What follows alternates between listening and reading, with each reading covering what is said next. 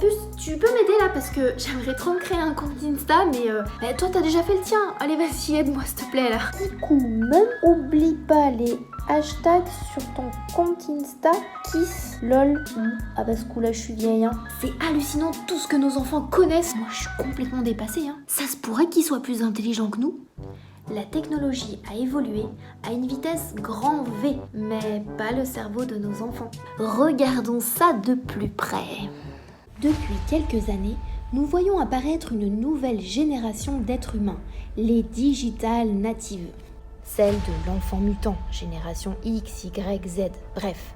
Nos néoprodiges du numérique auraient un cerveau différent du nôtre, plus rapide, plus développé, mieux connecté, multitâche et zappent facilement.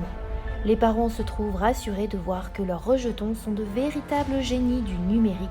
Donc on est d'accord, c'est pas nous qui sommes plus idiots. Mais alors, pourquoi nous sommes constamment bombardés de nouveautés numériques ? Eh bien justement, il faut aller à contre-courant et ne pas tomber dans l'engouement aveugle des médias.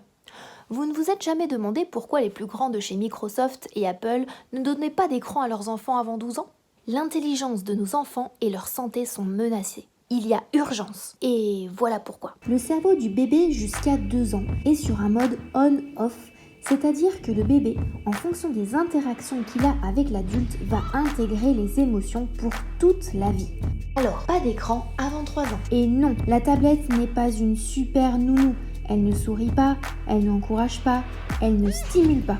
Jusqu'à 12 ans, le cerveau de nos enfants est au maximum de sa plasticité cérébrale.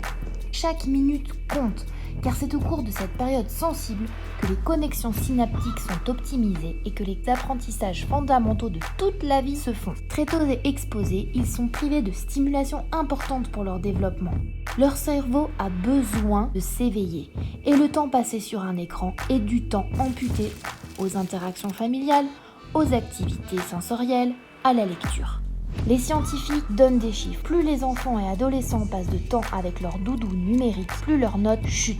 Au-delà de 60 minutes par jour, il y a des répercussions sur les relations intrafamiliales, sur la réussite scolaire, la concentration, l'obésité, le sommeil.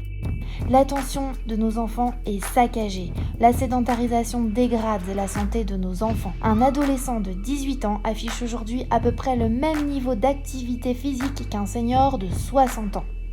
Les ados, justement, c'est bien au cours de la période de l'adolescence qu'il y a un fort élagage synaptique. Toutes les connexions qui ne servent pas sont éliminées. Son cortex préfrontal est en pleine maturation. Les neurones deviennent ultra sensibles à la dopamine, donc l'ado recherche plaisir et sensations fortes.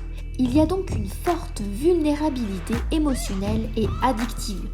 Le problème, c'est qu'avec les réseaux sociaux, c'est la course au like et au nombre d'abonnés.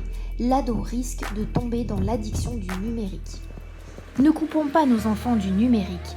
Par contre, continuons à les sensibiliser, à les éveiller, à développer leur curiosité autour d'une multitude d'activités. Car le temps qu'ils perdront devant leur écran sera du temps définitivement perdu pour leur développement. Et en plus, moins bonne nouvelle pour les parents, le cerveau de nos enfants est terminé à 25 ans. Est-ce que vous saviez tout ça ? Donc, pour préserver le cerveau de nos enfants, utilisons les écrans de manière raisonnée. Mais comment on fait ? Bah ça, je vous l'expliquerai la prochaine fois.